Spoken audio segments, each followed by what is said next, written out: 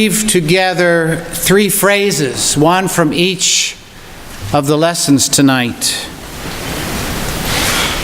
The people who walked in darkness have seen a great light, for the grace of God has appeared, bringing salvation to all.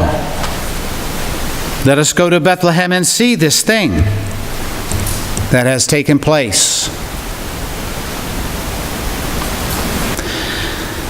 And in a way, we've just enacted this in that you've come out tonight through the darkness, almost none of you walking, although the Van Steenwicks may have walked up, and coming out of the dark of the night to our little Bethlehem, our little nativity scene, to see. We want to see light. We want to see grace that appears for our world. But the story of Jesus' birth is not a simple story. It is not simply a story of goodness and light. It is also a story of walking in darkness. You think of the story of the wise men, the Magi, who come to Jerusalem and to Herod's court, seeking this one born king of the Jews. And Jerusalem, meaning the leadership of Jerusalem, and Herod are troubled by this news. It is not good news. They send soldiers to follow the wise men to Bethlehem. And every December 28, the church remembers the innocents, the holy innocents who were killed in Herod's attempt to eliminate an unwanted heir. Joseph, warned by a dream, says Matthew's Gospel, fled and hid the child. And we continue to be troubled by innocent death. The story of Jesus' ministry, as he goes about, as one person sums up, went about doing good, expressing the compassion, the mercy, the power, the goodness and the truth of God. And yet things did not change much. Again, the rulers of Jerusalem, those with power, were troubled. It was not good news. And again they send soldiers, and again there is innocent death.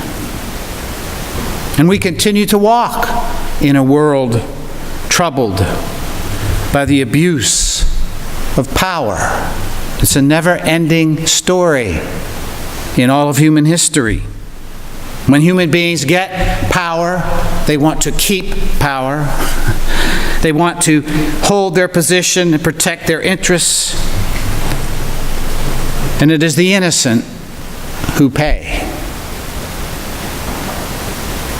But tonight, we come as people who walk in darkness, but we have seen a great light. The grace of God has appeared, and we dare to say it's appeared in the flesh, the person of Jesus Christ, who did not hide from the soldiers, who stood and went to the cross and revealed the power of God. What God began in his birth and demonstrated in his life could not be defeated by darkness. It could not be held in a tomb. And here we are tonight to celebrate his light, his life, his birth. The light of Christ cannot be suppressed by any human government. The Roman Empire could not do it. Soviet Russia could not do it. Communist China could not do it. Many, many innocent deaths, a lot of bloodshed, but they could not suppress the light of Christ. The light of Christ cannot be hidden. Death has no power over this light.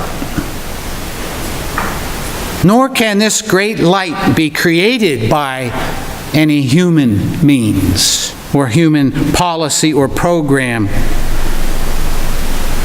The love of God displayed in Christ, lifted on a cross, raised from the dead, can only and always be welcomed by human hearts, where there is surrender, where there is welcome and a readiness to follow. And nothing can stop that. We come tonight as a people who look to the light of Christ to illumine us, to teach us, to lead us, to inspire us in his way, his truth, his life.